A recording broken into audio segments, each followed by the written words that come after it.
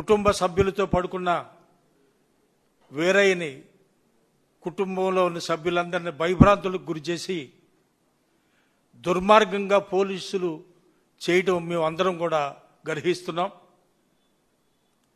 అసలు మనం ఇప్పుడు ఎక్కడున్నామో, ప్రజాస్వామ్యంలో ఉన్నామా, లేకుంటే ఏదో పోలీసు రాజ్యం సపరేట్ రాజ్యం ఏమైనా రాజ్యాంగాన్ని చేసి ఆయన ఏదో రెడ్ బుక్ రాజ్యాంగం అంటున్నారు కదా, ఆ రాజ్యాంగంలో ఉన్నామా మనకు అర్థం కాని పరిస్థితులు వాళ్ళ మన రాష్ట్రం ఉంది. తప్పు చేస్తే అరెస్ట్ చేయండి, ఎవరు కాదంటలా.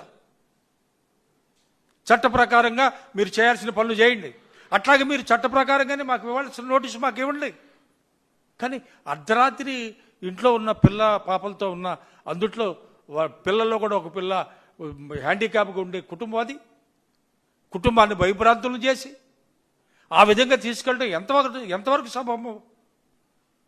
రాజకీయాల్లో ఎవరి పార్టీలు వాళ్ళకు ఉంటాయి, ఎవరి వ్యవహారాలు వాళ్ళకు ఉంటాయి.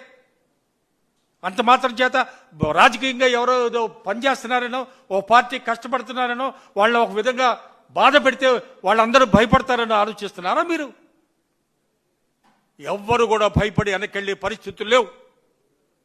మీరు ఇదే విధానం కొనసాగితే రాబోయే రోజుల్లో ప్రతి వ్యక్తి కూడా ఒక ఉద్యమకారుడికి తయారు చేస్తున్నారు మీరే.